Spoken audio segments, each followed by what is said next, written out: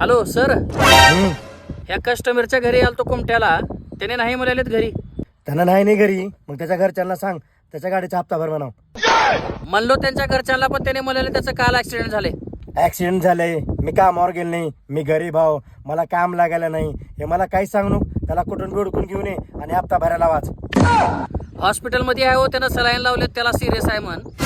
Saline लावलं तर मी काय करू? त्याला ऑफिसला घेऊन ये. सलाईन लावलेल्या माणसाला मी कसं घेऊन येऊ? तुम्ही तुमचं पिक्चर बघितलास का? त्याचं काय?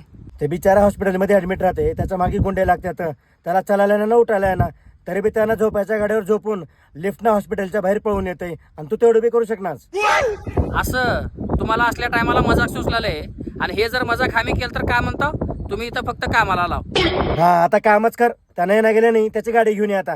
तुम्हाला पहिले सांगितलं की त्याच्या गाडीचा ऍक्सिडेंट झाले, इन्शुरन्स वाले त्याची गाडी बघितल्याशिवाय गाडी देणार नाहीत. सगळं प्रोसिजर होईपर्यंत तू तिथेच थांब, आणि सगळं झालं ते की गाडी टोचन करून घेऊन ये. अहो सकाळी 6ला आलो मी, हे कस्टमर पळून जाऊ नये म्हणून, अजून नाश्ता बी केला नाही. मग सकाळीच नाश्ता करून जावं की? सकाळी 5ला नाश्ता कोण करते?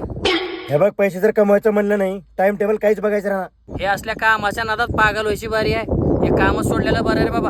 अकाउंटला एवढी मोठी बँकेची पगार पडल्यावर म्हणणार काम खराब आहे म्हणून. पगार बँक देते हो, पण तुम्ही रक्त जाळताव की, त्याचं कसं? या गाव बनू काही बी, त्याला कसं बी घेऊन ये आणि फोन ठेव.